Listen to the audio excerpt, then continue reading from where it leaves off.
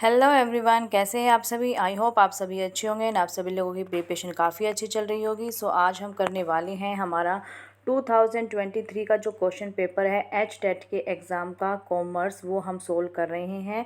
104 तक क्वेश्चन हमने कवर कर लिए, नहीं 105 तक कवर कर लिए हैं। यदि आपने वो वीडियो नहीं देखी है तो जल्दी से पहले उस वीडियो को चेकआउट करें, फिर आप 106 से अपने क्वेश्चन स्टार्ट करना। तो चलिए स्टार्ट करते हैं आज के हमारे क्वेश्चंस। फर्स्ट क्वेश्चन आप लोगों के सामने है, which one of the following is not a characteristics of charismatic leader. निम्नलिखित में से कौन सा करिश्माई नेता का लक्षण नहीं है। तो देखिए, सबसे पहले आपको पता होना चाहिए कि कैरिस्मेटिक लीडर कौन होता है। देखिए, कैरिस्मेटिक लीडर की आप इसके नाम से जान सकते हैं, जैसे कि करिश्माई नेता, यानी कि वो उस टाइप का लीडर होता है जो क्या करता है, किसी भी जो डिफ़िकल्ट सिचुएशन है उसमें आसानी से वो निकल जाए। ठीक है, तो इसके ऑप्शंस देख लीजिए। ऑप्शन से भी हम पता कर सकते हैं। फर्स्ट ऑप्शन क्या लिखा है, विज़न एंड आर्टिकुलेशन, दृष्टि और अभिव्यक्ति। ये तो बात सही है, करिस्मेटिक लीडर्स के रिगार्डिंग विज़न भी उसका होगा, यानी कि अभिव्यक्ति भी वो कर सकता है। पर्सनल रिस्क वो ले सकता है, बिल्कुल सही बात है। व्यक्तिगत जोखिम वो उठा सकता है। सेंसिटिविटी टू फॉलोअर नीड्स, अनुयायी की आवश्यकताओं के प्रति संवेदनशीलता, ये भी करिस्मेटिक लीडर की क्या है, विशेषता है। कन्वेंशनल बिहेवियर, परंपरागत व्यवहार, परंपरागत व्यवहार करिस्मेटिक लीडर नहीं करता है। सो राइट आंसर ही हमारा क्या हो जाएगा, option number 4, conventional behaviour. Next question देखिए, a small core organisation that outsources major business function is. एक छोटा मुख्य संगठन जो प्रमुख व्यावसायिक कार्यों को आउटसोर्स करता है, तो वो क्या कहलाता है। Boundaryless organisation, virtual organisation, learner organisation या फिर सिंपल ऑर्गेनाइजेशन। तो देखिए, सबसे पहले आउटसोर्सिंग का आपको मतलब पता होना चाहिए, आउटसोर्सेस होता क्या है। देखिए, मान लीजिए आप देखते हैं कोई भी गाड़ी की हम एक कंपनी ले लेते हैं, कोई भी एक कार है, ठीक है। जो कार निर्माता जो कंपनी होती है, तो वो क्या करती है कि जो जितने भी उसके पार्ट्स होते हैं, सारे पार्ट्स खुद ने बनाकर कुछ पार्ट्स क्या करती है, वो बाहर से परचेज़ करती है। वो ऐसा क्यों करती है, क्योंकि जब वो पार्ट वो खुद बनाती है तो उसकी जो कॉस्ट होती है वो ज़्यादा आती है। यदि वो बाहर से बना बनाया परचेज़ करती है तो उसकी कॉस्ट क्या पड़ती है, उनको कम पड़ती है। तो ऐसे में वो क्या सोचते हैं कि जब हम बना रहे हैं तो कॉस्ट ज़्यादा हो रही है, इससे अच्छा हम क्या कर ले, उसको बाहर से परचेज़ कर लें। ठीक है, तो जब वो क्या करती है, कंपनी जब बाहर से ऐसे परचेज़ करती है उस पार्ट को, तो उसको हम क्या बोलते हैं, आउटसोर्सेज हम उसको बोलते हैं। और ये किस टाइप का हमारा ऑर्गेनाइजेशन होती है, याद रखना, ये हमारी वर्चुअल ऑर्गेनाइजेशन होती है, आभासी संगठन इसको हम बोलते हैं। नेक्स्ट क्वेश्चन देखिए, नेक्स्ट क्वेश्चन है आप लोगों के सामने, an organisation structure that creates dual lines of authority and combines functional and product departmentalisation is. एक संगठन संरचना जो प्राधिकरण की दोहरी लाइनें बनाती है और कार्यात्मक और उत्पाद विभागीकरण को जोड़ती है, तो वो आपका क्या कहलाता है। Complex structure, function structure, matrix structure या फिर प्रोडक्शन स्ट्रक्चर। तो देखिए, जब इस क्वेश्चन में साफ साफ आपको बोल रखा है ड्यूअल लाइंस ऑफ अथॉरिटी आपको बोला है, आपने पढ़ा होगा ना, जब हम मैट्रिक्स स्ट्रक्चर पढ़ते हैं, इसका आंसर क्या है, मैट्रिक्स संरचना है। मैट्रिक्स स्ट्रक्चर में क्या होता है, एक तो हमारा स्टाफ होता है, ठीक है, एक जो हमारा अथॉरिटी जो ओनर्स होते हैं, ऐसे हमारे फ्लोज होते हैं। ठीक है, जो स्टाफ होते हैं इसको हम क्या बोलते हैं, एक तो लाइन अथॉरिटी होती है, एक स्टाफ अथॉरिटी होती है। स्टाफ में क्या करते हैं, हम उनको अपॉइंट करते हैं जिससे हमें कोई भी परामर्श लेना हो या फिर किसी भी चीज़ के रिगार्डिंग हमें उनसे सलाह लेनी हो, तो अब हम उनको नियुक्त करते हैं। तो ऐसे हमारा इसमें चार्ट बनता है, ऊपर लाइन अथॉरिटी होती है, उसके बाद हमारे स्टाफ जो अलग अलग जो हमारे प्रोजेक्ट्स होते हैं उनके रिगार्डिंग ये स्टाफ होता है। तो ये किस में होता है, हमारा मैट्रिक्स स्ट्रक्चर में होता है। ठीक है, आगे चलिए, नेक्स्ट क्वेश्चन है, which one of the following is not a barrier of effective communication. इनमें से कौन सा इफेक्टिव कम्युनिकेशन में बैरियर नहीं है। ठीक है, बैरियर नहीं है, ये आपको बताना है। देखिए, फ़िल्टरिंग करना, छनन करना, यानी कि इट मीन्स जब भी आप किसी भी बात को बताते हो उसमें फ़िल्टर कर देते हो, उसको ऑल्टर कर देते हो, तो वो क्या होता है, एक बैरियर बन जाता है। तो ये राइट आंसर नहीं होगा क्योंकि नहीं हमें पूछा है। सिलेक्टिव परसेप्शन, सिलेक्टिव परसेप्शन में क्या होता है कि आप अपने आप से मन में ही कोई धारणा बना लेते हो। ठीक है, इंटरेस्ट लेवल, रुचि का स्तर, तो ये बिल्कुल करेक्ट हो जाएगा, यानी कि हमारा क्वेश्चन का आंसर ये हो जाएगा, ये कोई बैरियर नहीं होता है, इंटरेस्ट लेवल हमारा बैरियर नहीं होता है। तो राइट आंसर क्या हो जाएगा, इंटरेस्ट लेवल। ठीक है, क्योंकि ये हमारा कम्युनिकेशन में बैरियर नहीं होता है। इमोशंस भी हमारे क्या होते हैं, बैरियर का काम करते हैं। ठीक है, आगे चलिए, नेक्स्ट क्वेश्चन है, what right does a consumer have against unfair trade practices and exploitation. एक उपभोक्ता को अनुचित व्यापार प्रथाओं और शोषण के विरुद्ध क्या अधिकार हैं? Right to information, right to equality, right to seek redressal या फिर नन ऑफ दिस। तो देखिए, निवारण मांगने का अधिकार उसको होता है, किसको? कंज्यूमर को, जब भी कोई अनफेयर प्रैक्टिसेस उसके साथ की जाती है। तो राइट टू सीक रिडर्सल हमारा क्या होता है? निवारण मांगने का अधिकार किसके पास है? कंज्यूमर्स के पास है। ठीक है, आगे चलिए, नेक्स्ट क्वेश्चन देखिए, the derive to become what a person is capable of becoming is called. एक व्यक्ति जो बनने में सक्षम है वह बनने की प्रेरणा क्या कहलाती है? Self actualisation, self esteem, self realisation या फिर सेल्फ मोटिवेशन। ठीक है, ये हमारी जो हायरार्की थ्योरी थी आप सभी ने पढ़ी होगी। हायरार्की थ्योरी में क्या होता है? इसमें सेल्फ एक्चुअलाइजेशन क्या होता है? सबसे लास्ट स्टेज पर होता है। सेल्फ एक्चुअलाइजेशन ही हमारा क्या कहलाता है? इसमें क्या होता है? The drive to become what a person is capable of becoming called हमारा क्या कहलाता है? सेल्फ एक्चुअलाइजेशन कहलाता है। ठीक है, मोटिवेशन, हायर मोटिवेशन की जो थ्योरी थी ना हायर के वाली, उसमें हमारे आप सभी ने लेवल पढ़े होंगे। सेल्फ अस्टीम होती है हमारी, उसके अंदर जो हमारी नीड्स होती हैं, नीड की ये जो हमारी थ्योरी, उसमें आता है सेल्फ एक्चुअलाइजेशन। इसका राइट आंसर हो जाएगा आत्मबोध। ठीक है, आगे चलिए, नेक्स्ट क्वेश्चन है, which of the following statement is incorrect according to the consumer protection act. देखिए, सबसे पहले आपको क्वेश्चन को ही अच्छे से पढ़ना होता है। कई बार क्वेश्चन में करेक्ट लिखा मिलेगा, कहीं आपको इनकरेक्ट लिखा मिलेगा, तो इन चीज़ों को बड़ा फोकस करना है, उसी के अकॉर्डिंग क्वेश्चन को सोल्व करना है, अदरवाइज आपके क्वेश्चन गलत हो जाएगा। ठीक है, इन सारी चीज़ों को अच्छे से ध्यान में रख के आपको पढ़ना है। तो आपको इनकरेक्ट बताना है किसके रिगार्डिंग? कंज्यूमर प्रोटेक्शन एक्ट के रिगार्डिंग। तो इसका आंसर देखेंगे क्या हो जाएगा? District forum shell consist of a lady social worker. तो ये बिल्कुल करेक्ट है, कंज्यूमर प्रोटेक्शन एक्ट के अकॉर्डिंग ये होना चाहिए। District forum shell consist of a lady social worker, Hindi में पढ़ते चलेंगे साथ साथ, जिला फोरम में एक महिला सामाजिक कार्यकर्ता शामिल होगी। ये बात बिल्कुल सही है। उसके बाद देखिए, state commission shall consist of a person who is और हैज़ बीन अ जज ऑफ अ हाई कोर्ट। राज्य आयोग में वह व्यक्ति शामिल होगा जो उच्च न्यायालय का न्यायाधीश है या रहा है। ये भी बिल्कुल करेक्ट बात है। नेक्स्ट देखिए, district forum has consist of 4 members. जिला फोरम में 4 सदस्य होंगे।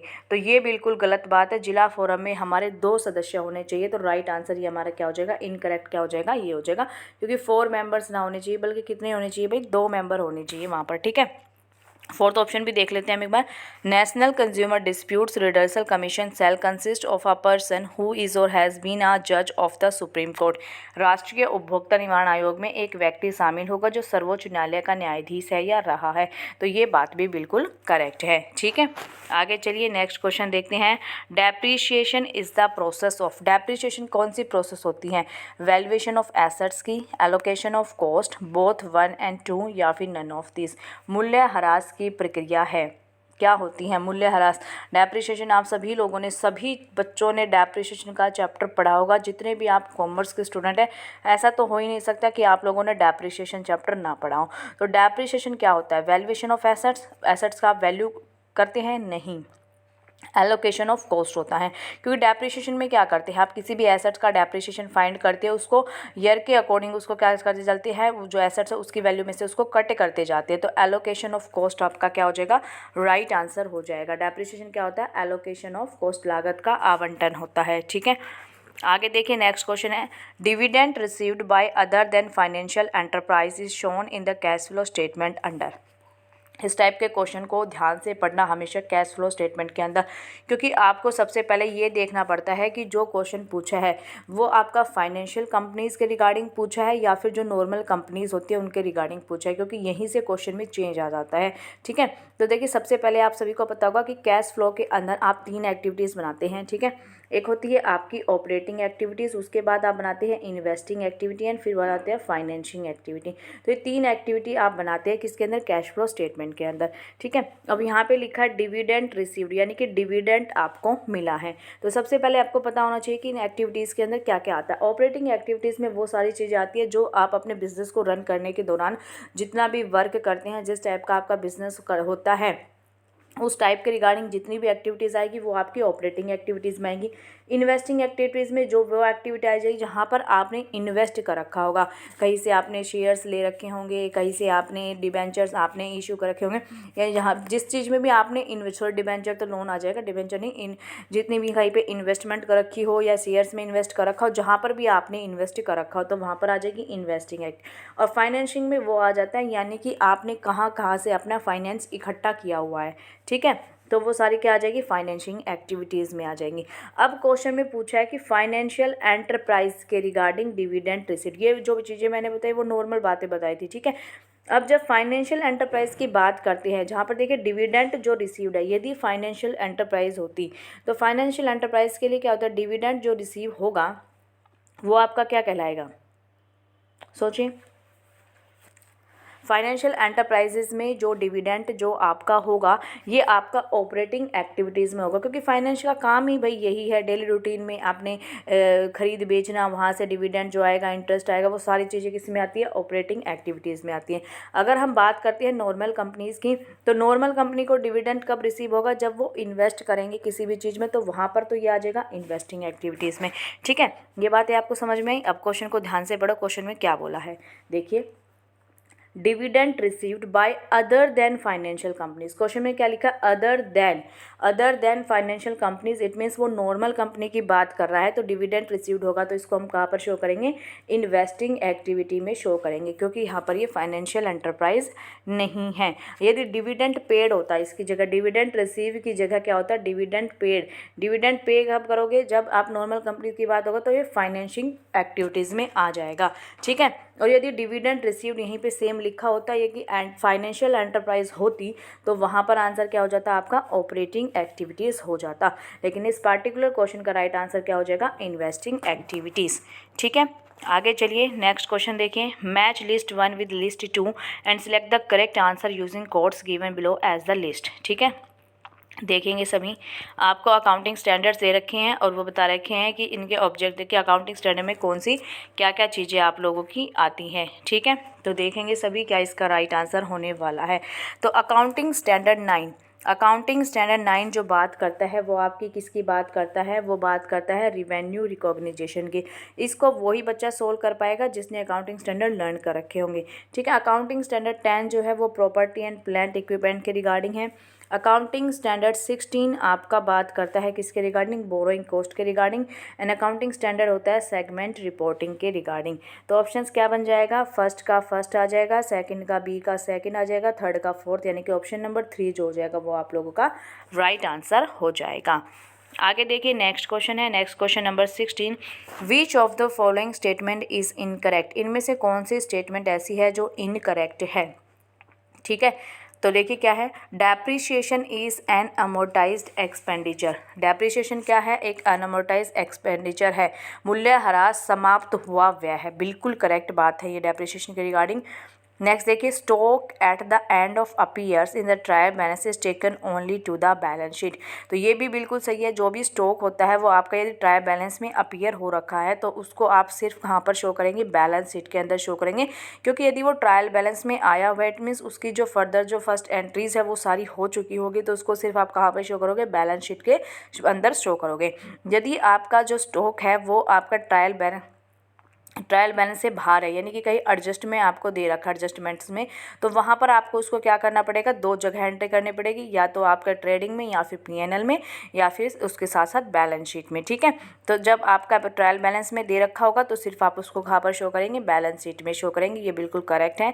नेक्स्ट देखें, fixed cost remain relatively unaffected in a definite period of the time. जो आपकी फिक्स्ड कॉस्ट होती है वो क्या होती है, अनअफेक्ट होती है एक definite period of the time, ये भी बिल्कुल ठीक है। Fixed assets are stated in the balance sheet at their market value, बिल्कुल गलत बात है, आपके कॉस्ट पर आप उसको शो करते हैं, तो राइट आंसर ही हमारा क्या हो जाएगा, चिट्ठे में स्थायी संपत्तियों को बाजार मूल्य पर दिखाया जाता है, बिल्कुल गलत बात है। इसको हम किसके लिखते हैं, कॉस्ट, जितनी हमारी जो कॉस्ट है हिस्टोरिकल कॉस्ट उसी के बेस पर उनको हम शो करते हैं, ठीक है। आगे चलिए नेक्स्ट क्वेश्चन है, which of the following statement is true. अब आपसे ट्रू पूछा है, rent paid to landlord of the properties house must be debited to rent account, ठीक है भाई, रेंट अकाउंट में आप उसको डेबिट करेंगे।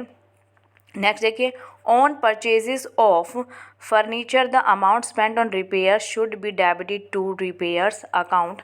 क्या लिखा है आपको बताना क्या है, ट्रू। सॉरी एक मिनट रुकिए, गलत बता दिया मैंने, दोबारा पर। ट्रू आपसे पूछा ना, ट्रू कौन सा है, rent paid to landlord of the properties house must be debited to rent account. मकान मालिक को दिया गया किराया किराया खाते में डेबिट किया जाना चाहिए।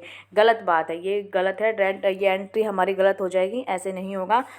नेक्स्ट है, on purchases of furniture the amount spend on repair should be debit to repairs account. Sorry, repairs account में नहीं आएगा, वो फर्नीचर के अकाउंट में ही आएगा, तो ये भी गलत है। When errors are detected after preparation of trial balance, suspense account is open।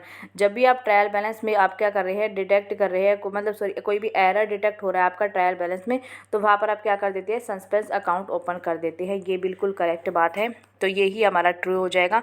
Next option भी देखिए, if the errors are detected after preparing trial balance then all the errors are rectified through suspense account. All the नहीं, जो हम जिनकी entry हम trial balance में करते ही नहीं है, तो ऑल कहाँ से आ जाएगा यहाँ पर, ऑल तो गलत हो जाएगा। ठीक है, तो राइट आंसर हमारा क्या हो जाएगा, ऑप्शन नंबर 3 बिल्कुल राइट आंसर हो जाएगा।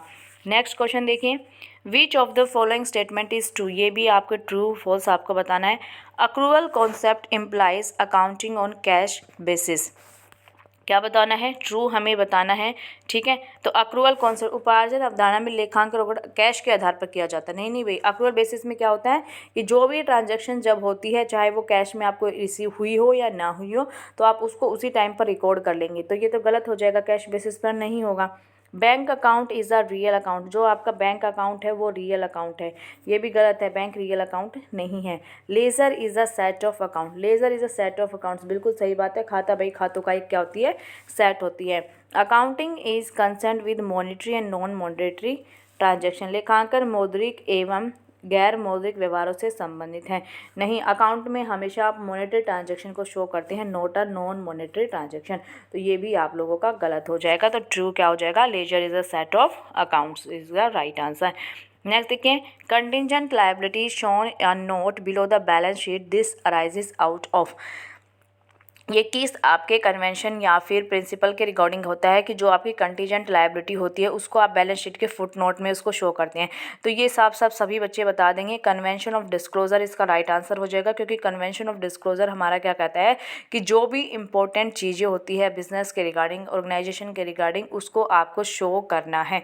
ठीक है, यदि आप इसकी इस ईयर की वो नहीं है, आगे फ्यूचर में कभी अराइज होने वाली, तो आप उसको बैलेंस शीट में शो ना करो, बल्कि बैलेंस शीट के फुट नोट में उसको आप शो कर देना। तो कंटीजेंट लायबिलिटी किसके अंदर आता है, ये हमारा आता है कन्वेंशन ऑफ डिस्क्लोजर, प्रकटीकरण की परंपरा के कारण ये हमारा होता है। ठीक है, नेक्स्ट क्वेश्चन देखिए, partnership accounts of x and why were closed for the current year subsequently it was discovered that interest on drawing was not charged for rectifying the error, which of the following account will be open. तो देखिए, profit and loss account कब बनाते हैं, आप जब अपना सारा व्यापार कर रहे हैं या after year of the end आप उसको बना लेते हैं। ठीक है, profit and loss appropriation account आप किस लिए बनाते हैं, प्रॉफिट एंड लॉस एप्रोप्रिएशन बनाते हैं कि क्या क्या जितना प्रॉफिट आपको होना है उसको आप पार्टनर्स में कैसे डिस्ट्रीब्यूट करेंगे, तो उसके लिए हम क्या बनाते हैं, profit and loss appropriation account बनाते हैं। ठीक है, फिर बात आती है profit and loss adjustment account, तो यही इस क्वेश्चन का राइट आंसर हो जाएगा, profit and loss adjustment account, क्योंकि जो आपकी एंट्री थी वो आप उसको रिकॉर्ड करना भूल गए हो। ठीक है, तो वो कहाँ पर आती है, हमारी एडजस्टमेंट अकाउंट्स में हम उसको क्रिएट करते हैं। तो राइट आंसर क्या हो जाएगा, ऑप्शन नंबर 3 लाभ हानि समायोजन खाता।